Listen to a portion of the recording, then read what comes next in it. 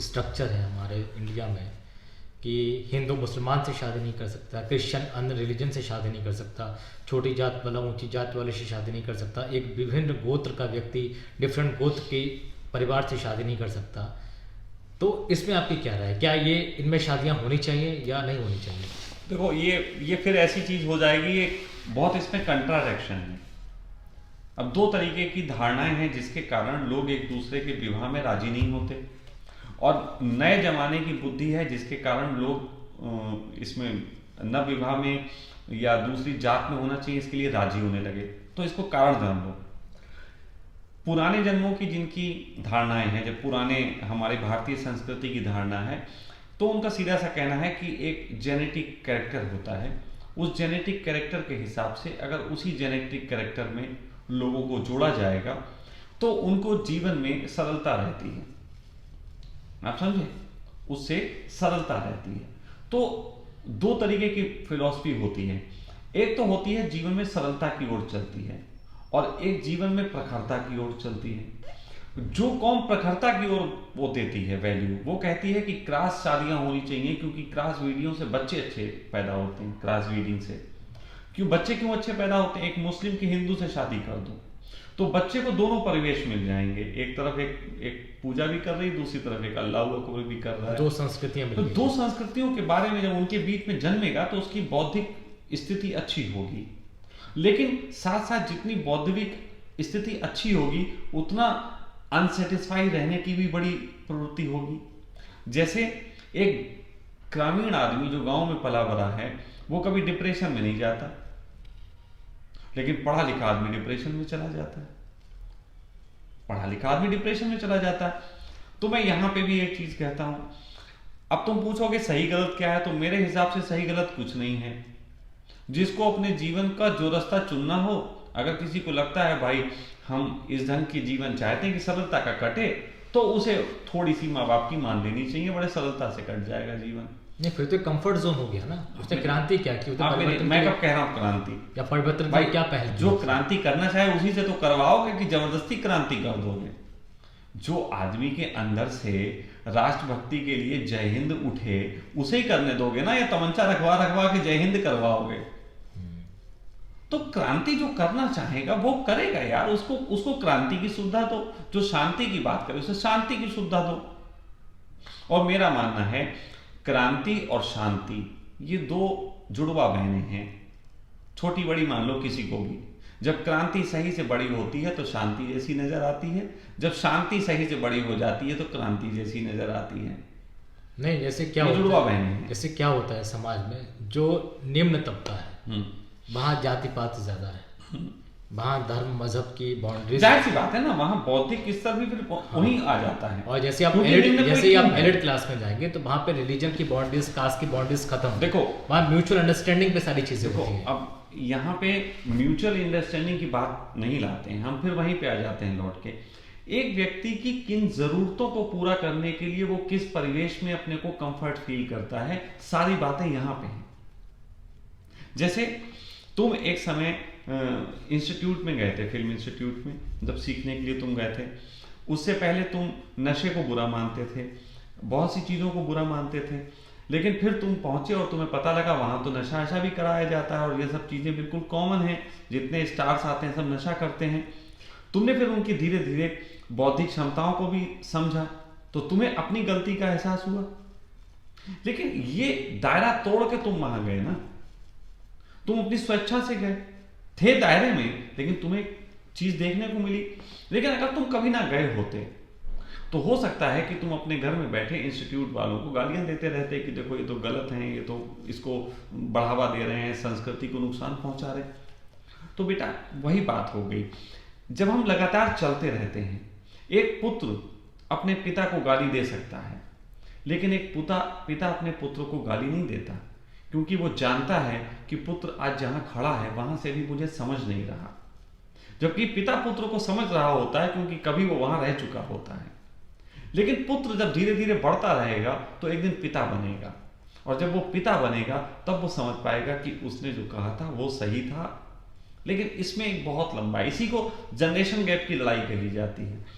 एक पिता जब कह रहा है बेटा कुछ नहीं रखा प्यार में, तो बाप लोगों को लग रहा है कि ये तो गलत बात कर रहा, लेकिन वो पिता भी कभी को प्रेम में था और उसके बाप ने समझाई थी तो उसने भी नहीं समझा था। तो ये तो सदियों की वो है। लेकिन समझदारी इसमें होती है, जो हम ग्रंथ भी पढ़ते हैं, किताबें पढ़ते हैं, हम अपने को सीखने के लिए तो पढ़ते हैं, आज के समय में हम कैसे अच्छे हो सकें। तो जहां पे हम एक तरफ तो इंटेलेक्चुअल होते हैं, जैसे तुम इंटेलेक्चुअल लोगों की दो बातें बड़ी गड़बड़ हैं। पहली बात तो वो ये कहते हैं कि किताबों से उन्होंने बहुत ज्ञान अर्जित किया। दूसरी वो ये कहते हैं कि अपने अनुभवों में ही सब चीजें छुपी होती हैं। अब समझो, ज्ञान तुमने किताब पढ़ी, दूसरे से तो लिया अनुभव, और फिर तुम अगर अपना अनुभव करना चाहोगे तो फिर तुम्हें किताबें छोड़नी पड़ेंगी। अभी बात समझे? तो यह भी तय कर लेने का है कि हम दूसरे के अनुभव से सीखेंगे कि अपने अनुभव से सीखेंगे। अगर आप अपने अनुभव से सीखेंगे तो आपको दुनिया की कोई किताब पढ़ने की जरूरत नहीं होनी चाहिए, फिर किसी से भी प्रश्न करने की जरूरत नहीं होनी चाहिए। लेकिन अगर कोई व्यक्ति दूसरों के अनुभव से सीख सकता है तो उसे सौम्यता के साथ इस जिद को छोड़ देना चाहिए कि हम अपने अनुभव से ही सीखेंगे। दूसरों के अनुभव भी तो कारगर हो सकते हैं अगर समझ का स्तर अच्छा है तो, लेकिन जिद है। मैं दोनों चीजों में देखता हूं, एक आदमी जो पढ़ा लिखा है वो कहता है अपने अनुभव से गुजरना जरूरी होता है, फिर पढ़ता दूसरे को रहता है। माँ ओशो सिखा रहे हैं सबको कि अपने अनुभव से गुजरो, खुद भी कहते हैं हम अपने अनुभव से गुजरे, लेकिन किताबों में घुसे हुए हैं, किताबों से सीख रहे हैं। भले ही वो ये सीख रहे हैं कि लोगों को कैसे समझाया जा सके, लेकिन सीख तो रहे हैं ना। तो दो चीजें एक साथ कर रहे हैं, ये गड़बड़ है। अगर अप्पा दीपा भव होना है तो आपको अपना दिया बनना पड़ेगा, किसी से पूछने की जरूरत नहीं है। अपने को छोड़ दो और फिर तुम्हारा गुरु कौन होगा? अप्पा दीपा भव का मतलब सिर्फ इतना ही होता है कि मैंने अपने ही सुनी, अपने जज्बात की, अपने दिल की, अपने शरीर की जरूरतों को सबको सुना और उसी के तहत मैं जीवन जिया। धीरे धीरे मुझे सारे अनुभव उपलब्ध हो गए।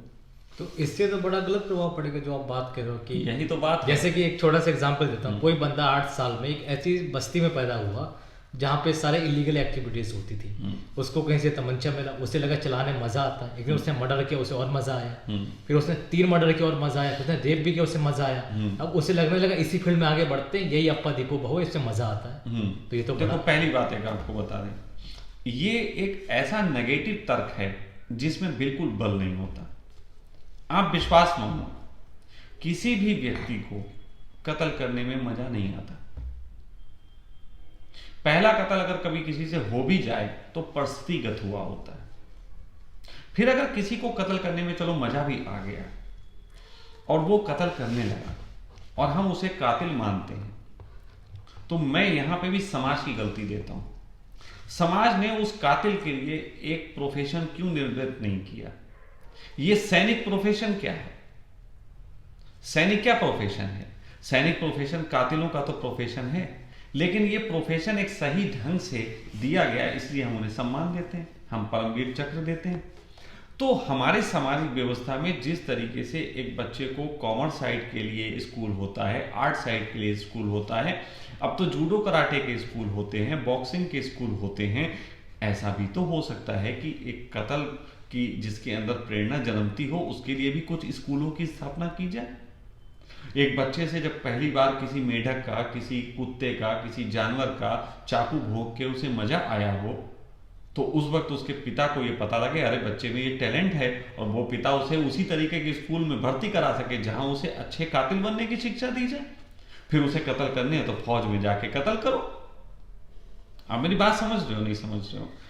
असल में यही सब चीजें हमारे समाज को दूषित करती हैं, जब हम आदमी की प्रतिभा को नहीं बल्कि उसकी प्रतिभा से हमें क्या नुकसान हो रहा है, हम उससे उसके कैरेक्टर को डिफाइन करते हैं। मतलब आपका कहने का मतलब ये देखो है?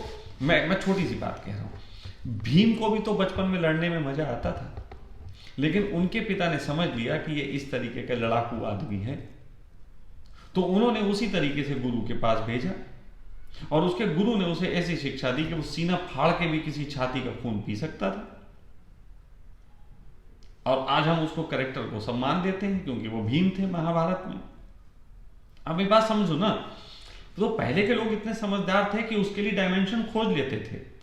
जैसे कि और पीछे अगर चले जाओ तो ये डायमेंशन खोजे जा चुके थे कि क्षत्रिय जैसा स्वभाव किसका है उसको इस तरीके की चीज दो, ब्राह्मण जैसा स्वभाव जिसका है उसको शिक्षा के उसमें दो, जिसको शूद्र जैसा स्वभाव है उसको सामाजिक कार्यों में आगे लाओ, जो बनिए जैसा है उसे उस तरीके से काम करवाओ। तो ये कैरेक्टर समझे गए थे ना। हम असल में ये समझने की कोशिश नहीं करते कि माँ के पेट से कोई अपराधी पैदा नहीं होता। नहीं, ये बात बहुत कॉन्ट्राडिक्टरी जो आप बात कह रहे हो कि जो जिस वर्ण में पैदा हुआ था वो उस स्वभाव नहीं, से देखो, पहले मेरा प्रश्न सुन लीजिए हाँ। कि वो उस वर्ण के हिसाब से अगर कार्य करता है तो उसको हम आगे लाते थे या जो आप बात करें। लेकिन ऐसे बहुत सारे एग्जाम्पल्स हैं, जैसे शंभूक का वध हुआ। शंभूक एक शूद्र वर्ण में पैदा होने वाला एक व्यक्ति था जिसने कुछ वेदों का उच्चारण किया, उसका श्री राम ने वध किया। एकलव्य भी एक शूद्र वर्ण में पैदा हुआ। कर्ण की जाति का उस समय पता नहीं था जब कर्ण के इतने सारे इम्तिहान लिए गए। तो इनके साथ ये अन्याय शूद्र वर्ण का ठप्पा लगने के कारण ही किया। देखो, जब जो आप बात कह रहे हो कि मैं वहां पे बात कर इन सब के नैसर्गिक स्वभाव थे। शंभू का नैसर्गिक स्वभाव था कि उसको शास्त्र पढ़ने थे। देखो, नैसर्गिक स्वभाव के तहत भी बात हुई। ये भी तुम्हें एग्जाम्पल मिलते होंगे कि जैसे कर्ण था, कर्ण को सामान्य रूप से तो ये लोग जानते थे कि शूद्र पुत्र है ना, मतलब सूत पुत्र है, उसके हिसाब से जानते थे। लेकिन उसके स्वभाव में तो क्षत्रियपन छुपा हुआ था ना, वो तो निकल के आया और उसको दुर्योधन ने पहचाना। भले ही वो लालच हो या कुछ भी हो, लेकिन दुर्योधन ने पहचान के उसको राजा की पदवी दी। ये भी तो एग्जाम्पल है। ये भी तो एग्जाम्पल है कि एक व्यक्ति जो है वो बहुत छोटे से घर में पैदा हुआ, लेकिन ब्राह्मण जैसी उसकी प्रतिभा थी तो उसको लोगों ने माना भी है।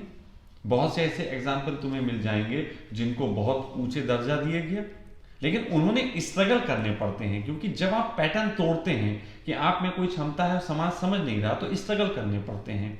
उस स्ट्रगल के बाद समाज जब समझ लेता है कि वाकई में आप इस चीज के काबिल हो तो सम्मान देता है। रैदास हुए, कबीर हुए, ये सब वही लोग तो हैं जिनको स्ट्रगल करना पड़ा अपनी प्रतिभा को जाहिर करने के लिए।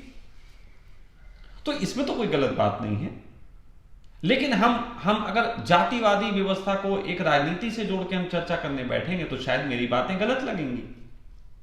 लेकिन मैं राजनीति की बात नहीं कर रहा हूं ना, मैं तो एक सीधी सी बात कर रहा हूं कि हमने जमाने में हर कैरेक्टर्स के लिए एक तरीके की प्रतिभा डेवलप करनी चाहिए, और उसको प्रतिभा को डेवलप करने के लिए हमें निर्माण करना चाहिए ऐसी व्यवस्था का। जैसे पाश्चात्य संस्कृति में संस्कृति है कि वहाँ पे जो व्यक्ति जिस दिशा में आगे जाना चाहता है, वहाँ की सरकार, वहाँ का समाज उस व्यक्ति को उस दिशा में सहयोग करता है। नहीं, ये पाश्चात्य में है, ये मैं मानता हूँ थोड़ी अधूरी जानकारी है। हम पाश्चात्य किसको कह रहे हैं, हमें ये भी करना पड़ेगा। मतलब डेवलप्ड कंट्रीज की बात कर रहा हूं, वही बात है ना। जैसे ही हम कहते हैं पाश्चात्य संस्कृति, हमें लगता है जितनी दुनिया की भारत के अलावा देश हैं सब बहुत अच्छे हैं। ऐसा नहीं है। बहुत देशों में बहुत कुछ गलत हो रहा। बहुत देशों में जिसमें हम समझते हैं सेक्स की आज़ादी है, वहाँ नहीं है। अमेरिका के राष्ट्रपति था, उसकी संबंध हो गया था, उसकी जो असिस्टेंट थी अमेरिका में ही उसको गालियां मिली। मोनिका लेविस्की वाला जो कांड हुआ था, उसको गलत कहा गया कि नहीं कहा गया? तो कहाँ गई संपन्नता? अमेरिका में भी ऐसा होता है कि लोग अपने बच्चों को रोकते हैं। ये बात अलग है कि ये तो मोरल एथिकल वैल्यूज है। नहीं, मैं वही बात कह रहा हूं। हम लोग ऐसा ना डिफाइन करें कि हम भारत और पश्चिम, ये दो सभ्यताओं को हम डिफाइन कर देते हैं। लगता है पूरी दुनिया में आधे हम हैं, आधी पूरी दुनिया है। ऐसा नहीं है। बहुत से देश हैं जो भारत से भी ज्यादा गिरी मानसिकता में जी रहे हैं। बहुत से देश हैं जो बहुत ऊंची मानसिकता में जी रहे हैं। हम बहुत से देश हैं जो अमेरिका और इससे भी आगे की मानसिकता में जी रहे हैं। मैं नॉर्वे का उदाहरण देता हूं, क्योंकि पता है नॉर्वे से मेरे पास लोग आए हैं। मैंने उदाहरण देता हूं कि नॉर्वे में एक व्यक्ति आए थे, उन्होंने कहा कि उनकी बेटी हुई, उसकी बेटी को पूरे तरीके से अस्पताल में रखा गया, पाला गया। उसके बाद एक वक्त आया जब उन्हें अपनी बेटी को लेने जाना था। तो उस बेटी को लेने जाने के लिए जब वो हो गई थी महीने डेढ़ महीने की, तब अस्पताल से उसे लेने जाने के लिए उन्हें अपनी पोर्श गाड़ी में, जो उनके पास पोर्श थी, उस गाड़ी में बच्चों की एक सीट लगवानी पड़ी। इतनी अच्छी गाड़ी, फिर उसमें बच्चे की सीट लगी। जब वहां लेने गए तो वहां पे जो नर्स थी, वो नर्स उस बच्चे को लेके गाड़ी में बैठी संग में, और उनका सीट पे बैठा लो। बच्चे को, 1.5 महीने के बच्चे को सीट पे बैठा दिया गया और उनका गाड़ी चलाई। थोड़ी देर बाद बच्चा कहने लगा ऐसे करके रोने लगा थोड़ा सा। उसने कहा गाड़ी रोकिए, वापिस चलिए, अभी आप बच्चे को पालने योग्य नहीं हुए, बच्चा यहीं रहेगा। ये नॉर्वे का कल्चर। लेकिन उसी नॉर्वे में भारत का एक आदमी गया था और वहां पे एक महिला अपने बच्चे को हाथ से खाना खिला रही थी। गंदे हाथ से खाना खिला रही, और उसको बच्चे को नॉर्वे की सरकार ने ले लिया। उसने कहा आप बच्चा पालने योग्य नहीं है, ये तो सरकार पालेगी। बात समझना। तो वो तो पूरा बवाल हो गया था। वो तो हिंदुस्तान के चैनलों में कितने दिन तक चर्चा चलती रही कि मां से बच्चा छीन लिया। यहां के लोगों को तो बड़ा लगा, बच्चा छीन लिया। लेकिन हम किसको सही कहेंगे? उनकी संस्कृति का हिस्सा है। देखो, मैं वही कह रहा हूं ना, ये दूसरी की संस्कृति, मेरी संस्कृति, हम सब एक ऐसे सॉफ्टवेयर में जीते हैं जिस सॉफ्टवेयर से हटके जब भी कुछ होता है तो हमें गलत प्रतीत होता है। सॉफ्टवेयर को जितना विस्तार दे पाओ उतना अच्छा है। नहीं तो एंड्रॉयड की और उसकी एप्पल की भी लड़ाई चलती है। एंड्रॉयड वाले सॉफ्टवेयर एप्पल पे नहीं चलते, एप्पल वाले एंड्रॉयड पे नहीं चलते। ये भी तो लड़ाइयां ही हैं। तो थोड़ा समझ के स्तर पे बढ़ाने की बात आती है, वो बढ़ाना चाहिए। और दो व्यक्ति कभी भी एक समझ के मिल पाएंगे इसकी संभावना नहीं होती। ये बहुत पहले तय हो जाना चाहिए। किसी भी संबंधों में ये तय हो जाना चाहिए कि ये संबंध इस तरीके से, भाई ये जरूरत के तहत चलेंगे। फिर अगर इससे हट के कुछ हो रहा है तो उस पर बैठ के चर्चा होनी चाहिए। लेकिन चर्चा का मतलब आरोपण नहीं होना चाहिए, ये भी कह दे रहा हूं। कई लोग कहेंगे कि स्वामी जी हर चीज की चर्चा होती, हल नहीं निकलता। हल इसलिए नहीं निकलता कि तुम लोग चर्चा नहीं करते, लोग आरोपण करते हैं। भाई चर्चा नहीं होती ना, आरोपण होता है।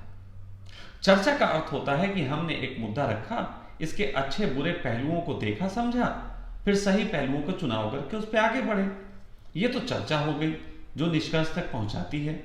लेकिन आरोपण हो गया, तुमने ऐसा किया, तुमने हमारे साथ वैसा किया, तुम ऐसा करते हो, तो यार ये तो बड़ी दिक्कत हो जाएगी। मेरे जीवन में बहुत लोग आए, बहुत लोग उन्होंने मुझे प्रेम दिया, बहुत लोग मेरे प्रेम से साथ रहे। तो पहली दृष्टि में तो वो चल देते थे मेरे साथ, लेकिन धीरे धीरे उन्हें मेरे ऊपर आरोपण दिखने लगते थे, क्योंकि उन्हें लगता था कि ये बात ऐसे नहीं हो रही। अब मैं क्योंकि पूरी तरीके से गैर सामाजिक आदमी, मेरे ऊपर सॉफ्टवेयर है ही नहीं किसी चीज का, मैं तो क्षण क्षण को अलग तरीके से जी रहा। तो ऐसे में बहुत लोगों के हृदय को ठेस पहुंची। अब इसमें मैं जानता हूं मेरा कोई दोष नहीं है, लेकिन उनके सॉफ्टवेयर का था, मैं तो सॉफ्टवेयर के चेंज करना समझना जानता हूं। अब लोग कहेंगे कि आप सही हो, ये तो आप सिद्ध कर रहे हो, दूसरा गलत सिद्ध कर रहे हो। तो नहीं भाई, अगर दो लोगों में संवाद होगा तो जाहिर सी बात है कि संवाद में उसकी थोड़ी ज्यादा सुनी जानी चाहिए जो ज्यादा समझदार है। और इस मामले में तो मैं नहीं समझता कि कम से कम मैं जब बात करता हूं किसी को, तो मैं कोई कम समझदार किसी तल पे हूं। तुम अपनी बात देख लो, तुम मुझसे 14 साल पहले जुड़े, 14 साल पहले जुड़ने के बाद तुम बच्चे की तरह थे और मैंने तुम्हें देखा समझा, मुझे तुम्हारी एनर्जी पसंद थी, मैंने तुम्हें रंग कर्म की दिशा दी। लेकिन धीरे धीरे एक स्थिति ऐसी आई कि तुम रंग कर्म में चले गए। मेरे जीवन की स्थिति आई कि मैं अपने जीवन को वही आध्यात्मिक दिशा में ले गया, प्रेमियों की मैं मदद नहीं कर रहा। अब वहां रंग कर्म में तुम्हें सिखाया जा रहा है कि कुछ भी नहीं होता, सब कुछ प्रैक्टिकलिज्म है, वहां यही तो सिखाया जा रहा। लेकिन उस सिखाए जाने में जब तुम दोबारा मेरे बारे में जानते हो तो तुम देखते हो ये तो गुरु बन के बैठ गया, ये तो बुद्ध पे बोल रहा है, ये तो विपश्यना पे बोल रहा है, ये तो महावीर और राम की बातें कर रहा है। तो तुम्हें मेरी बातें बुरी लगती और तुमने मेरा खूब विरोध भी किया। तुमने मुझे ही 2-4 बार व्हाट्सएप पे गालियां लिख के भेजी कि तुम धंधा बना लिया है, तुम ये कर रहे हो, तुम अब बिगड़ गए हो, तुम आदमी नहीं रहे जिससे मैं मिला था। तुमने इस तरीके की बातें मुझे भेजी, लेकिन तुम सीखते रहे। आज तुम फिर वहां पे आके बैठे हो जहां तुम समझते हो कि जो इन्होंने किया था वो उस वक्त की जरूरत थी। उस वक्त की जरूरत थी जब हमने प्रेमियों के लिए आंदोलन किया, वो करके देख लिया। उसके बाद आगे की जरूरत थी कि मैं थोड़ा धर्म जगत में अपनी बात कह सकूं। मतलब आप वही बात करो कि परिवर्तन संसार का और क्षण का नियम है, ये बढ़ेगा। जैसे जैसे समझ बढ़ेगी तुम पाओगे कोई गलत नहीं होता। देखो, सबसे ऊंचे तल पे जो बैठा होता है वो कभी किसी को गलत नहीं कहता, क्योंकि वो जान लेता है हर स्थिति को। लेकिन सबसे नीचे तल पे बैठे होते हैं वो हमेशा जो सबसे ऊंचे तल पे होता है उसके संबंध में चिंतन, मनन, प्रेम, हिंसा या कुछ ना कुछ करते रहते हैं। इसी पृथ्वी पे हम कहें थोड़ी देर के लिए कि परमात्मा सबसे विशाल है। परमात्मा किसी के साथ अन्याय करता है? अस्तित्व मान लो, एनर्जी मान लो, पानी सबके लिए बराबर, आग में हाथ डालो, संत का भी जलेगा, सबका जलेगा। परमात्मा किसी के साथ अन्याय नहीं करता, क्योंकि वो टॉप पे है। लेकिन नीचे के दर पे कितने लोग हैं परमात्मा को अपने ढंग से लेके चल रहे, परमात्मा की परिभाषा कर रहे, परमात्मा को गाली भी दे रहे, परमात्मा को प्रेम भी कर रहे। कुछ लोग परमात्मा के प्रेम में सन्यासी हो रहे, और कुछ लोग परमात्मा के प्रेम में दुष्ट हो रहे। कुछ लोग परमात्मा का इनकार करके आतंकवादी हो रहे, और कुछ लोग परमात्मा के प्रेम में ही आतंकवादी हो रहे। अब समझो बात को। तो नीचे के तल पे जितना होगे उतना ही तुम्हारी लाइफ में द्वैत होगा, और जैसे ही टॉप लेवल पे पहुंचोगे वहां द्वैत खत्म होता है, वहां अद्वैत होता है। अद्वैत का अर्थ ये नहीं है कि वो द्वैत के संबंध में जानता नहीं है। अद्वैत का अर्थ होता है कि जानता है, समझता है, चर्चा करता है, लेकिन फिर भी अंदर से किसी के प्रति मैल लेके नहीं बैठा। आप समझ रहे हैं क्या कहने की कोशिश कर रहा हूं? तो नीचे के तल पे जो होता है उसके पास मैल होता है, उसके पास बहुत विषाद होते हैं, उसकी बहुत जरूरतें होती हैं, कभी पूरी होती हैं, कभी नहीं होती हैं, कभी क्रोध होता है, कभी प्रेम होता है, वो डोलता रहता है। तो मैं ये कहता हूं कि हम एक ऐसे सुंदर समाज की कल्पना होनी चाहिए। भाई मेरे जितने प्रयास थे मैं कर चुका, मैं तो अब घर में बैठ गया हूं, लेकिन राजनेताओं को, तुम जैसे युवाओं को, जो गुरु हैं, जो शिष्य हैं, उन सबको एक ऐसे समाज की तरफ तो बढ़ना चाहिए कि जिस समाज में हर प्रतिभावान को, चाहे वो नेगेटिव प्रतिभा ही क्यों ना हो, उसको भी एक डायमेंशन मिलना चाहिए।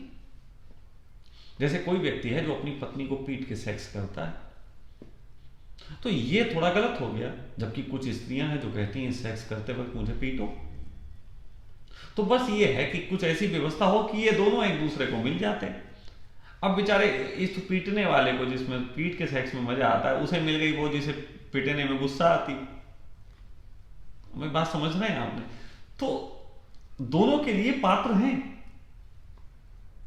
मतलब कातिल के लिए भी एक जॉब है, सैनिक की जॉब है, लेकिन उसको हम कातिल कहेंगे तब जॉब नहीं है। इससे पहले कि उस पर कातिल का इल्जाम लगे, उसके डायमेंशन के अनुरूप उसे जॉब का ऑफर होना चाहिए। व्यवस्था तो इस ढंग की हो कि तुम्हारी प्रतिभाओं को खुद ही पता लग जाए कि मैं किधर जाना है। जैसे पानी है, उसको पता है जिधर ढलान है उधर ही जाना है। हवा है, वायु दबाव जिधर है उधर की तरफ बह जाती है। उसी तरीके से एक सामाजिक अगर व्यवस्था पूरे तरीके से मिले, जैसे पानी है, अगर उसे बहने को नहीं मिलेगा, रुकावट आ जाएगी, वो तो रुक जाएगा, फिर वो वहां पे वो वंडर काटेगा, इकट्ठा होता रहेगा, एक दिन फूट जाएगा ज्वालामुखी की तरह। तो पानी ही एक दिन विध्वंसक हो जाता है। जिस तरीके से तुमने हमसे तर्क कर दिया कि ये तो गलत तरीके की ऊर्जाओं को बढ़ने का मौका है, तो मैं कह सकता हूं गलत ऊर्जा तो कभी कभी परमात्मा की भी होती। बाढ़ ले आता है, भूकंप ले आता है, ये तो बड़ा दुष्ट है। परमात्मा तो वो नहीं हो सकता जो भूकंप लाए, परमात्मा तो वो नहीं हो सकता जो बाढ़ लाए। गलत बात है ना। परमात्मा ने बाढ़ नहीं लाया, परमात्मा भूकंप नहीं लाया। परमात्मा की सृष्टि में सभी को सम्मान है, इसलिए जो आ रहा है वो आ रहा है। कुछ लोग भूकंप से सीखते हैं तो जापान जैसे देश बन जाते हैं, जो बहुत भूकंप के कारण डेवलप हुए, और कुछ लोग भूकंप से लड़ने की सामर्थ्य नहीं रखते तो वो नष्ट हो जाते हैं, अफगानिस्तान जैसी जगह। भाई हर ऊर्जा को समझने के तो खेल है, तो उस खेल पे काम होना चाहिए। बहुत बहुत धन्यवाद आपका। चलो ठीक है बेटा, ठीक हाँ। है।